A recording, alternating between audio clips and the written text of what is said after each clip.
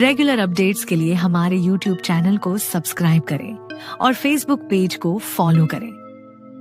सुमन एक साधारण सी औरत थी। 33 साल की उम्र में उसकी जिंदगी एक तयशुदा ढर्रे पर चल रही थी।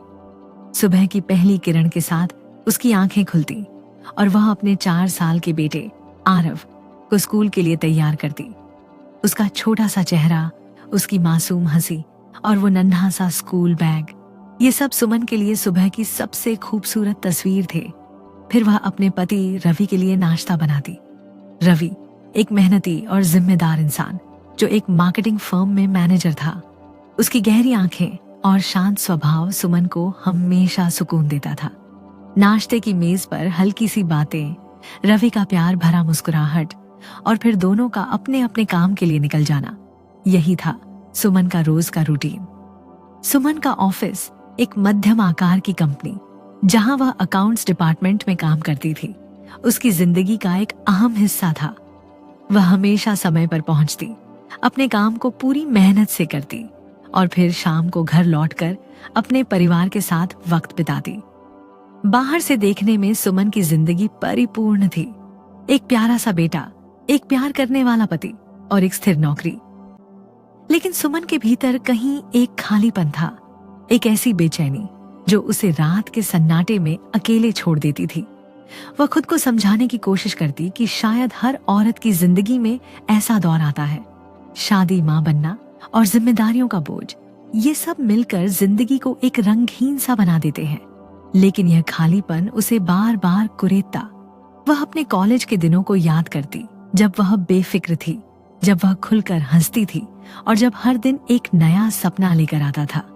अब उसकी जिंदगी में हर दिन एक सा लगता था, जैसे कोई पुरानी किताब जिसके पन्ने बार बार पलटे जा चुके हों। उस सुबह सुमन की नींद देर से खुली। जल्दबाजी में उसने अपने लिए एक कप चाय बनाई, कपड़े बदले और ऑफिस के लिए निकल पड़ी। रवि पहले ही ऑफिस जा चुका था और आरव को स्कूल की बस ले गई थी। सड़क पर टैक्सी का इंतजार करते करते उसे 20 मिनट हो गए।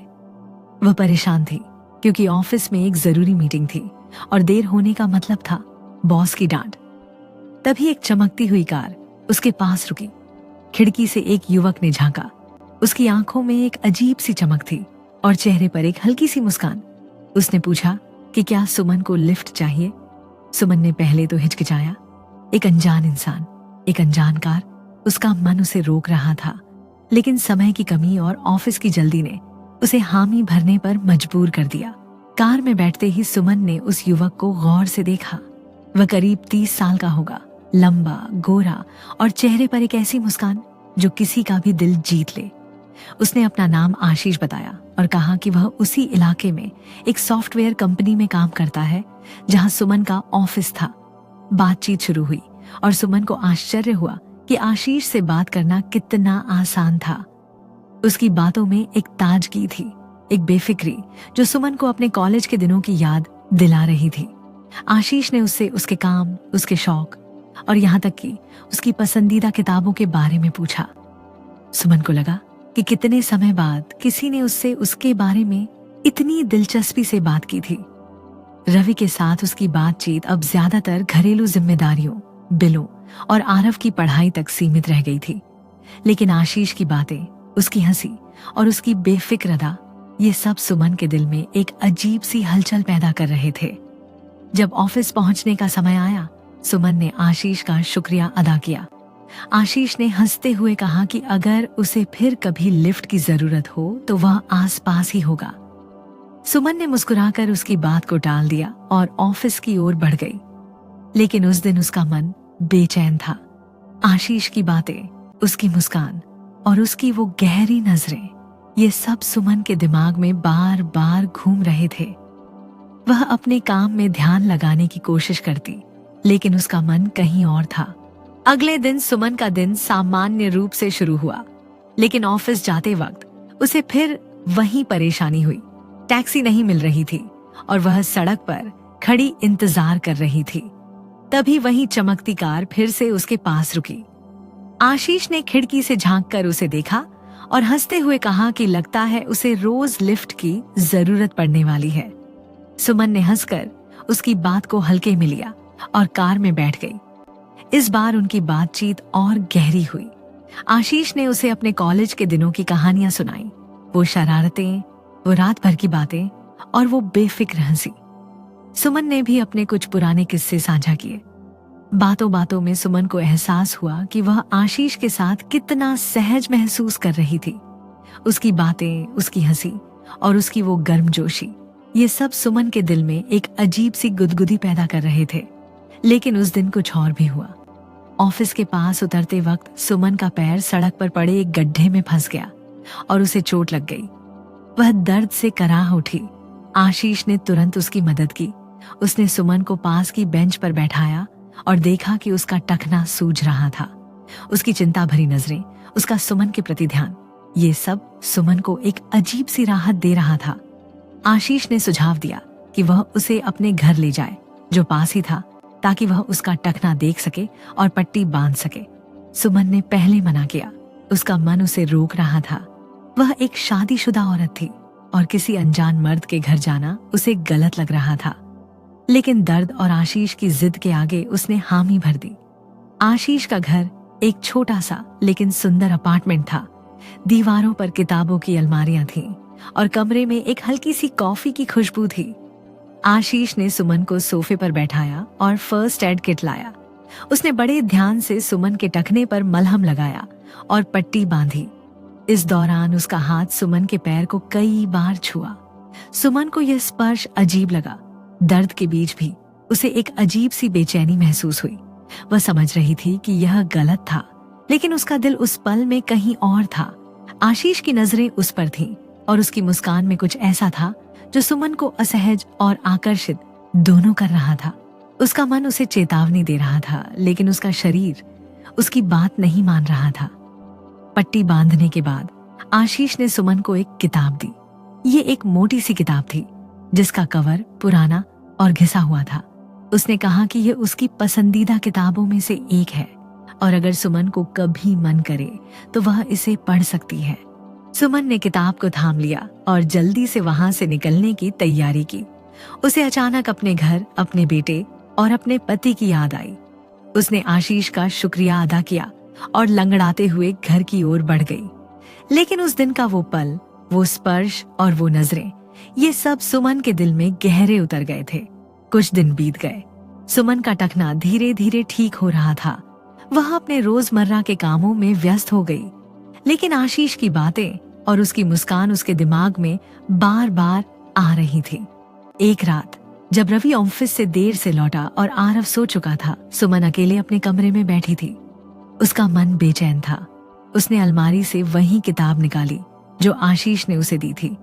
किताब का कवर पुराना था और उसमें एक अजीब सी उदासी थी। सुमन ने किताब खोली और उसका पहला पन्ना पढ़ा। वहां लिखा था, जिंदगी एक बार मिलती है, इसके मजे लो। यह वाक्य सुमन के दिल में गहरे उतर गया। उसने किताब के पन्ने पलटे और तभी एक छोटा सा कार्ड नीचे गिरा। कार्ड पर आशीष का नाम और फोन नंबर लिखा था। सुमन का दिल तेजी से धड़कने लगा। उसने कार्ड को हाथ में थामा और कुछ देर तक उसे देखती रही। उसका मन उसे रोक रहा था। वह जानती थी कि यह रास्ता गलत है। वह एक शादीशुदा औरत थी, एक माँ थी, लेकिन उसकी उंगलियां बेकाबू हो गईं। उसने आशीष का नंबर डायल किया। आशीष ने फोन उठाया और उसकी आवाज में वही पुरानी गर्मजोशी थी। दोनों ने देर तक बात की। बातें हल्की फुल्की थीं, किताबों की, कॉलेज की और जिंदगी की छोटी छोटी खुशियों की। लेकिन सुमन को एक अजीब सी राहत मिल रही थी। आशीष की आवाज, उसकी हंसी और उसकी बातों का अंदाज, ये सब सुमन के दिल को एक नई ताजगी दे रहे थे। आशीष ने उसे अगले दिन कॉफी के लिए मिलने का प्रस्ताव दिया और सुमन ने बिना ज्यादा सोचे हाँ कह दिया। उस पल में उसे लगा कि वह सिर्फ एक कॉफी है, सिर्फ एक मुलाकात, लेकिन वह नहीं जानती थी कि यह मुलाकात उसकी जिंदगी को हमेशा के लिए बदल देगी। अगले दिन सुमन ने खुद को पहले से ज्यादा संवारा। उसने पार्लर में जाकर अपने बाल सेट करवाए, एक नई लिपस्टिक लगाई और अपनी पसंदीदा नीली साड़ी पहनी। साड़ी का पल्लू हल्के से उसकी कमर पर लहरा रहा था और उसका चेहरा एक अजीब सी चमक लिए हुए था। वह जानती थी कि वह यह सब आशीष के लिए कर रही थी। और यह विचार उसे एक साथ रोमांचित और अपराधी महसूस करा रहा था। वह आशीष के घर पहुंची। आशीष उस वक्त नहा रहा था और उसने सुमन को अंदर बुलाकर इंतजार करने को कहा। सुमन ने कमरे में इधर उधर नजर दौड़ाई। आशीष की किताबों की अलमारी ने उसका ध्यान खींचा। वह किताबों के नाम पढ़ रही थी, तभी उसकी नजर एक छोटे से डिब्बे पर पड़ी। उसमें उसका एक झुमका रखा था, वही झुमका जो उस दिन आशीष के घर पर गिर गया था। सुमन का दिल तेजी से धड़कने लगा। उसने सोचा कि आशीष ने इसे इतने प्यार से क्यों रखा।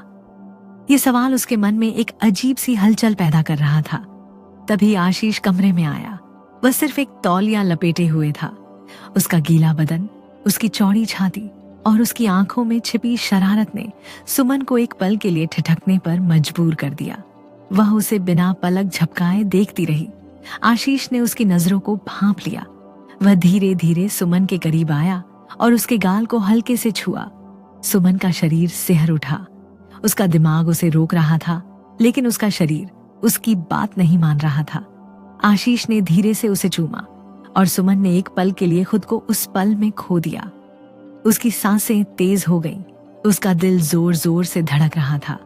लेकिन तभी उसे अपने बेटे की हंसी, रवि की आवाज और अपने घर की गर्माहट याद आई। उसने खुद को आशीष से दूर किया और तेजी से दरवाजे की ओर बढ़ी।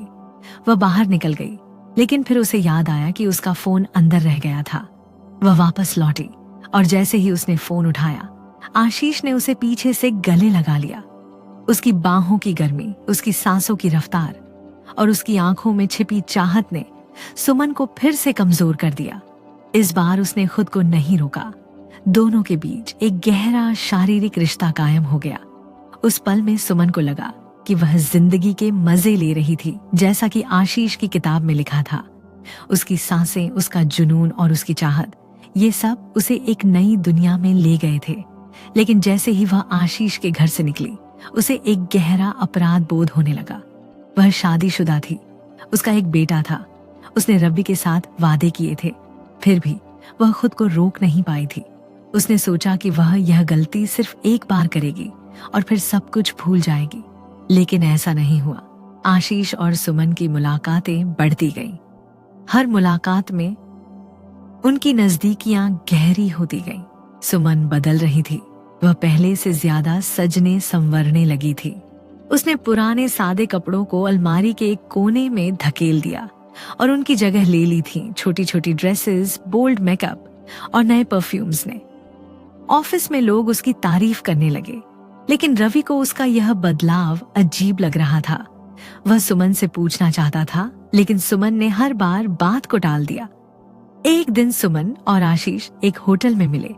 वहां उनकी नजदीकियां और गहरी हुई। सुमन का शरीर आशीष की चाहत में डूब गया था और उसका मन उस पल में पूरी तरह से खो गया था। लेकिन उस दिन रवि के एक दोस्त ने उन्हें देख लिया।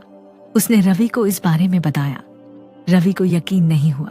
उसने सुमन पर शक करने से पहले एक जासूस को उसके पीछे लगाया। जासूस ने सुमन और आशीष की तस्वीरें खींची और रवि को सारी सच्चाई बता दी। रवि का दिल टूट गया। वह गुस्से, दुख और अपमान से भर उठा। उसकी आंखों के सामने सुमन की हर मुस्कान, हर वादा और हर वो पल चूर चूर हो गया जो उन्होंने साथ में बिताए थे। एक दिन रवि ने सुमन का पीछा किया। वह आशीष के घर पहुंचा और उसने सुमन को आशीष के साथ बेडरूम में देखा। उसका गुस्सा 7वें आसमान पर था। सुमन के जाने के बाद रवि ने आशीष से झगड़ा किया। आशीष ने उसका मजाक उड़ाया और सुमन के कपड़ों को रवि के सामने लहराकर उसे चिढ़ाया। रवि का गुस्सा बेकाबू हो गया। उसने पास पड़े एक हथौड़े से आशीष के सिर पर वार किया। आशीष वहीं ढेर हो गया। रवि का शरीर कांप रहा था। उसका दिमाग सुन्न हो गया था। उसे पहले तो पुलिस को खबर करने का ख्याल आया, लेकिन फिर उसने सारे सबूत मिटा दिए और चुपचाप अपने ऑफिस चला गया। उसे लग रहा था कि उसने अपने परिवार की इज्जत बचाई थी, लेकिन उसका दिल जानता था कि उसने एक ऐसी गलती की थी जिसका बोझ वह कभी नहीं उतार पाएगा। कुछ दिन बाद पुलिस आशीष की मौत की जांच के लिए सुमन के घर आई। सुमन को आशीष की मौत का गहरा सदमा लगा। वह उदास और टूटी हुई थी। उसे समझ नहीं आ रहा था कि वह अपने दुख को कैसे व्यक्त करे। वह आशीष के साथ बिताए पलों को याद करती और उसका दिल अपराध बोध से भर जाता। तभी उसे रवि की कार में कुछ तस्वीरें मिली जो जासूस ने खींची थीं। उसने रवि से सवाल किया। रवि ने गुस्से में सारी सच्चाई उगल दी। उसने बताया कि उसने आशीष को मार डाला था क्योंकि सुमन ने उसके भरोसे को तोड़ा था। सुमन स्तब्ध रह गई। वह एक कोने में बैठकर अपनी जिंदगी के बारे में सोचने लगी। उसे एहसास हुआ कि वह कितने गलत रास्ते पर चली गई थी। उसने अपने पति के प्यार को, अपने बेटे की मासूमियत को और अपने परिवार की गर्माहट को दांव पर लगा दिया था। वह रोने लगी। उसे अपनी गलतियों का बोझ असहनीय लग रहा था। वह आशीष के साथ बिताए हर पल को याद करती और उसका दिल टूट जाता। वह जानती थी कि उसने गलत किया था, लेकिन अब वह उस गलती को सुधारना चाहती थी। सुमन ने फैसला किया कि वह अपनी गलतियों को सुधारेगी। वह रवि के पास गई और उसने अपने दिल की सारी बातें कह डाली। उसने अपनी गलतियों को स्वीकार किया, अपने दुख को बयान किया और माफी मांगी। उसने वादा किया कि वह अब कभी ऐसा नहीं करेगी। रवि ने उसे गले लगाया। उसकी आंखों में आंसू थे, लेकिन उसका दिल सुमन के प्यार को फिर से महसूस कर रहा था। दोनों ने एक दूसरे को माफ किया और अपने परिवार को फिर से जोड़ने का फैसला किया। सुमन ने आशीष की किताब को जला दिया। उसने अपने पुराने कपड़े फिर से पहनने शुरू किए। वह अपने बेटे के साथ ज्यादा वक्त बिताने लगी। रवि और सुमन ने एक दूसरे के साथ फिर से वक्त बिताना शुरू किया। उनका रिश्ता पहले से ज्यादा गहरा और समझदारी भरा हो गया। सुमन को अब एहसास हुआ कि उसने गलत किया था, लेकिन उसने यह भी सीखा कि गलतियां इंसान को कमजोर नहीं बल्कि और मजबूत बनाती हैं। सुमन अब अपने परिवार के साथ एक नई शुरुआत कर रही थी और इस बार उसका दिल पूरी तरह से अपने घर में था। उसकी जिंदगी फिर से रंगों से भर गई थी। वह हर सुबह अपने बेटे की हंसी में, अपने पति की मुस्कान में और अपने परिवार की गर्माहट में जी रही थी। ये कहानी सुमन की थी, लेकिन यह हर उस औरत की कहानी है जो कभी अपने रास्ते से भटकती है, लेकिन फिर भी अपने घर, अपने परिवार और अपनी आत्मा को वापस पाने की कोशिश करती है। तो मेरे दोस्तों, सुमन की ये कहानी आपको कैसी लगी? क्या आपने कभी खुद को ऐसे मोड़ पर खड़ा पाया जहां आपका दिल और दिमाग एक दूसरे से जंग लड़ रहे थे? नीचे कमेंट में अपनी राय जरूर बताएं। अगर आपको ये कहानी पसंद आई तो लाइक करें, शेयर करें और हमारे चैनल को सब्सक्राइब करें और साथ ही फेसबुक पेज को फॉलो करना न भूलें। अगली कहानी में फिर मिलते हैं, एक नई कहानी, एक नए जुनून और एक नई भावना के साथ। तब तक अपने दिल को संभाल कर रखें और प्यार को हमेशा एक मौका दें। धन्यवाद।